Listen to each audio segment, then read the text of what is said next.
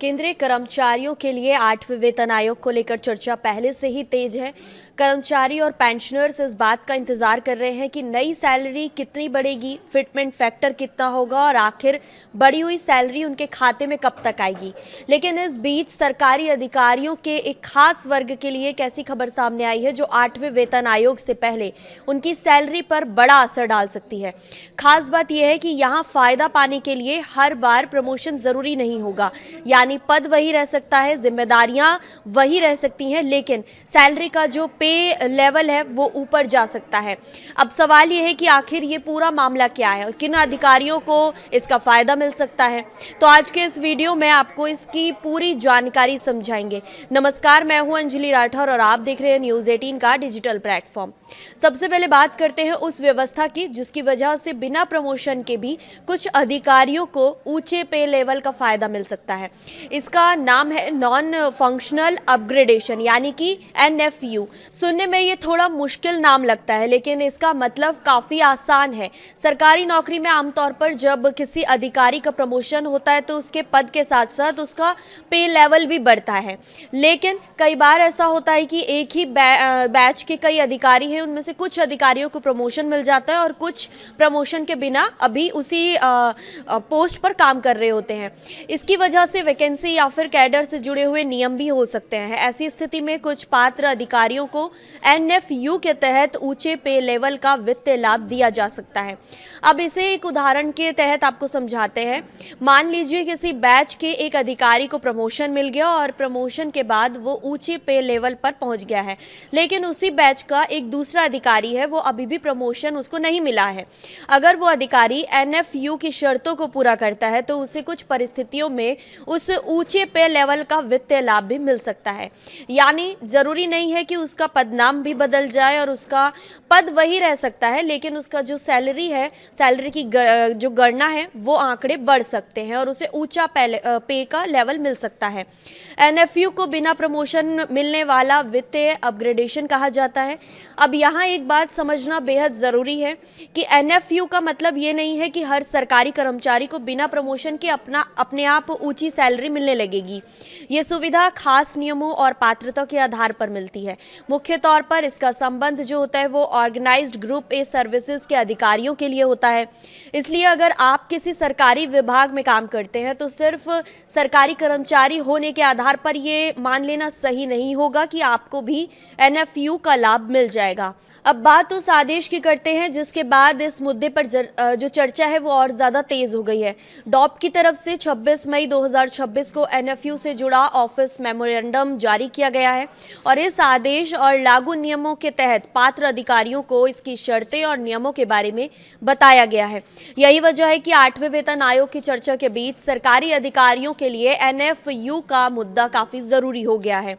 अब आपके मन में सवाल होगा कि आखिर इस NFU के फायदे कितने होंगे, तो इसका सीधा जवाब यह है कि इस बात पर निर्भर करता है कि अधिकारी किस पे लेवल पर है और उसे किस ऊंचे पे लेवल का लाभ मिलता है। उदाहरण के लिए अगर कोई अधिकारी प्रेजेंट में लेवल 12 पर काम कर रहा है और नियम के तहत उसे लेवल 13 का वित्तीय अपग्रेडेशन मिलता है तो उसकी बेसिक पे की गणना उसके ऊंचे लेवल के हिसाब से ही होगी। बेसिक पे बढ़ने का असर सिर्फ मूल वेतन तक सीमित नहीं रहता है, बल्कि कई भत्ते भी बेसिक पे से जुड़े होते हैं। इसीलिए जो कुल वेतन है उस पर भी इसका असर पड़ता है। लेकिन यहाँ एक बात ज़रूरी है कि NFU को सीधे सीधे प्रमोशन मानना गलत है। प्रमोशन में पद, जिम्मेदारी और प्रशासनिक अधिकार बदल सकते हैं, जबकि NFU का फायदा मुख्य तौर पर वित्तीय होता है। यानी कि अगर किसी भी कर्मचारी का जो प्रमोशन होता है वो उसकी पोस्ट के आधार पर होता है। पोस्ट बढ़ेगी तो सैलरी भी बढ़ेगी, लेकिन इस NFU के तहत आपका सिर्फ वित्तीय जो लाभ है वही आपका बढ़ेगा, सैलरी ही बढ़ेगी, आपकी पोस्ट नहीं बढ़ेगी। अधिकारी को ज़्यादा सैलरी का ही लाभ मिल सकता है, लेकिन ये ज़रूरी नहीं है कि उसका पद, नाम और काम और प्रशासनिक अधिकार भी उसके रेशियो में बदलाव आए।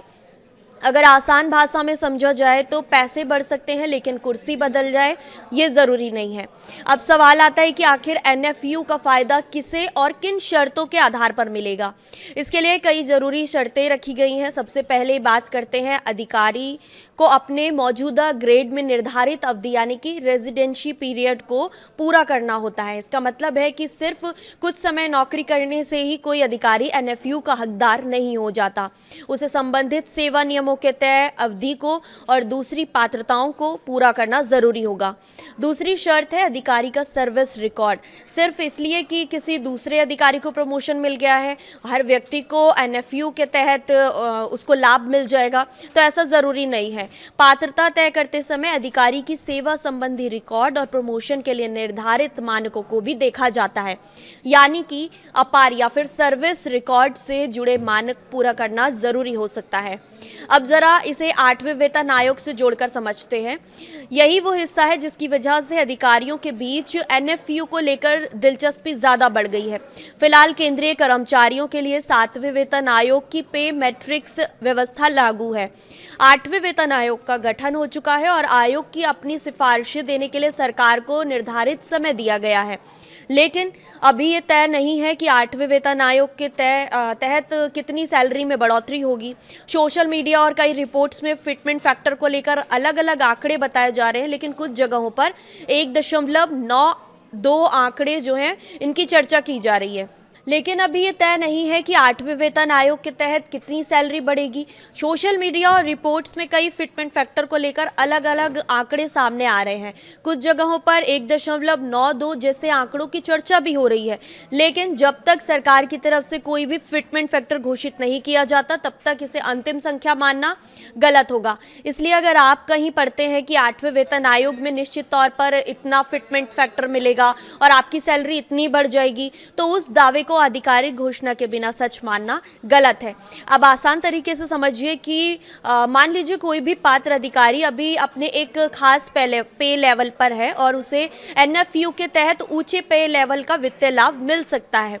इससे उसकी बेसिक पे भी बढ़ सकती है। अब भविष्य में जब नया पे मैट्रिक्स और नया फिटमेंट फैक्टर लागू होगा तो सैलरी भी नए तरीके से बढ़ जाएगी। उसमें जो पात्रता होगी वो अहम होगी।